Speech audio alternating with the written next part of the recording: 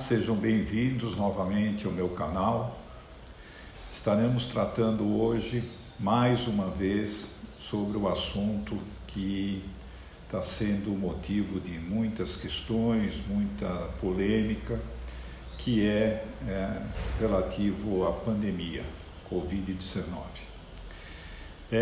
Como dito no vídeo anterior, nós temos um problema muito sério em relação à doença ocupacional ou doença normal do trabalhador que venha a contrair o Covid-19. Nós estamos tratando aí do nexo causal. Não sei se os senhores têm total conhecimento disso, mas o nexo causal é aquilo que determina quem foi o criador, quem é o responsável por ter ocorrido, quer seja o acidente, quer seja a doença ocupacional, quer seja qualquer motivo que deu origem ao problema que se tem para tratar. Então hoje nós temos a doença provocada pelo Covid-19. Quando da edição da MP 927, em seu artigo 29, tratava de que o nexo causal, quer dizer, quem teria que provar o nexo causal, isto é, quem deveria provar aonde e como e quem deu origem ao empregado contrair o coronavírus, era o próprio trabalhador. Ele é que tinha que fazer prova disso. Com o passar do tempo, várias ações de inconstitucionalidade surgiram e o Supremo Tribunal Federal acabou, em função das chamadas ADINs, de várias ADINs, revertendo essa posição e passou então a empresa a ser responsável por provar o nexo causal, ficando muito mais difícil aí para que a empresa pudesse estabelecer quem realmente provocou aquela doença no trabalhador. Vejamos um exemplo muito prático. O trabalhador com saúde plena, sem nenhum problema, ele sai da sua residência, vai trabalhar usando da condução coletiva, pega ônibus, pega metrô, chega na empresa, normal. Mesmo a empresa que fez uma bateria de exames no determinado momento com todos os trabalhadores, tem lá todos os trabalhadores com resultado negativo, mas esse trabalhador, no decorrer do dia, ele continua fazendo esse trajeto da casa para o serviço e do serviço para casa. E, lamentavelmente, numa dessas viagens, ele acaba contraindo o coronavírus. Como que a empresa vai provar de que ele contraiu o coronavírus no trajeto e não que ele contraiu no ambiente de trabalho através de um outro profissional que eventualmente não tinha identificado ou que veio a se identificar posteriormente? Então fica muito difícil de se estabelecer realmente quem deu causa à origem dessa doença. E o pior é que, uma vez a doença sendo caracterizada como uma doença ocupacional, ela tem um tratamento totalmente diferente de uma doença comum. Ela passa a ser considerada como se fosse um acidente do trabalho. Ela tem todas as prerrogativas, garantias e direitos do trabalhador como se fosse um acidente do trabalho. A doença ocupacional condiciona a empresa a dar uma estabilidade ao trabalhador de 1 ano.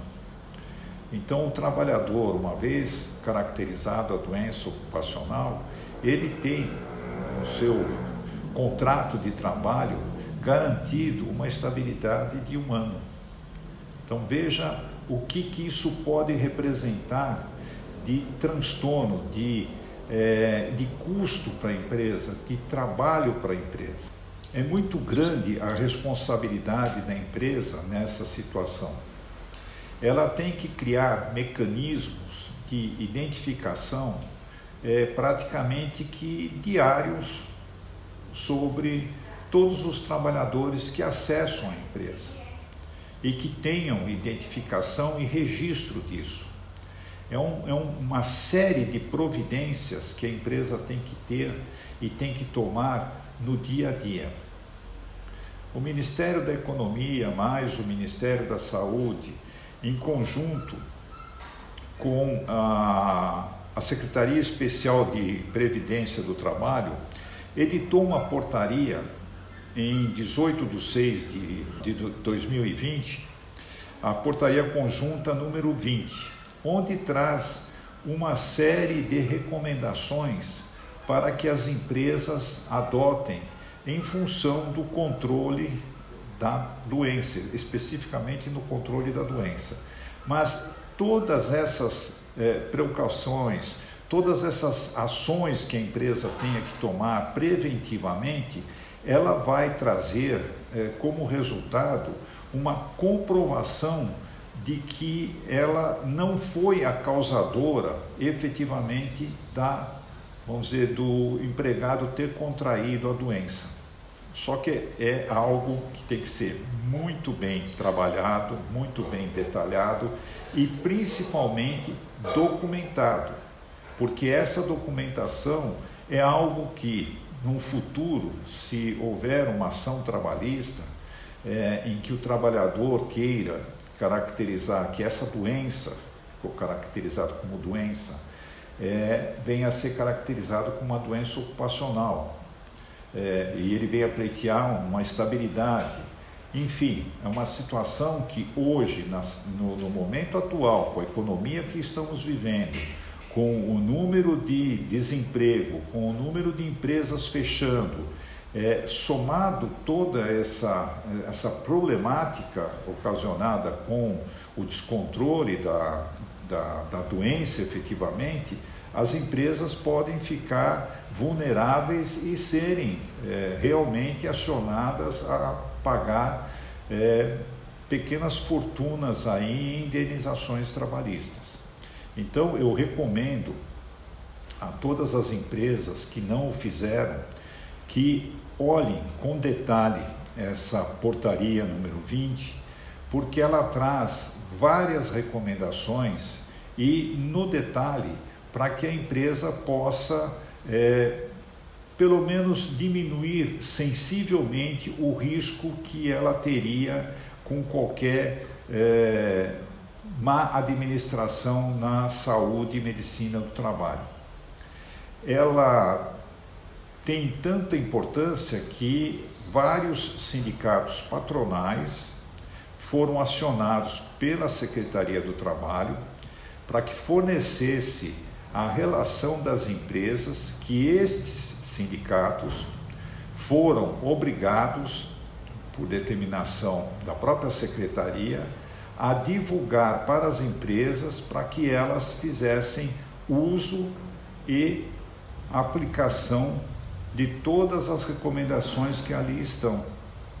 Eu conheço entidades que fazem a cada 15 dias, outras um pouco mais, um espaço de tempo menor, a cada semana, outras um pouco maior, a cada mês, uma edição de recomendações, que chamam de recomendações sanitárias, para que todos os trabalhadores tenham em mente tudo aquilo que eles têm que fazer, como lavar as mãos, álcool em gel, máscara, enfim, tudo que se faz necessário para evitar a doença. Agora, evitar a doença dentro do ambiente de trabalho, dentro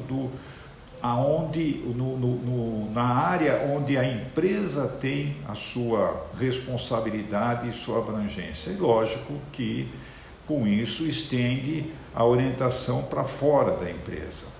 Mas fazendo todas essas, vamos dizer, essas ações, essas recomendações, a empresa tem, de uma certa forma, como provar que o nexo causal, aquilo que deu origem à doença, não foi provocado na empresa ou pela empresa.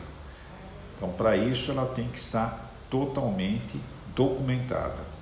Nós estaremos tratando dessa portaria número 20 em detalhes, porque ela fala item a item do que deve ser feito e do que é recomendável. E acredito que isso será de extremo interesse de todos. Se não olharam por essa portaria, que olhem, porque ela deveria estar sendo praticada na sua totalidade em todas as empresas e pode ser motivo até de uma fiscalização do próprio antigo Ministério do Trabalho, hoje Ministério da Economia, mas da Secretaria de Trabalho. E isso está sendo feito através de sindicatos. Os sindicatos patronais é que estão sendo notificados para que haja uma divulgação ampla nesse sentido. Era isso que eu tinha que tratar do nexo causal, é algo importantíssimo, volto a frisar, as empresas têm que ter essa preocupação e espero ter atendido a uma parte das perguntas que me colocaram acerca do problema da doença, do acidente, de como que pode ser tratado, quando eu também abrangi e falei aqui acerca dos atestados médicos. Então, isso tudo é um conjunto de ações que envolvem principalmente essa parte do preventivo da empresa. Agradeço pela atenção de todos. Meu canal de comunicação fica à disposição para qualquer pergunta, para qualquer sugestão. Não se esqueçam de continuarem conectados para que eu possa noticiar algo que surja no dia a dia, porque a nossa legislação e nosso movimento legislativo é muito grande, então a qualquer momento podemos ter alguma novidade. Agradeço muito pela atenção e espero-os num próximo vídeo. Até!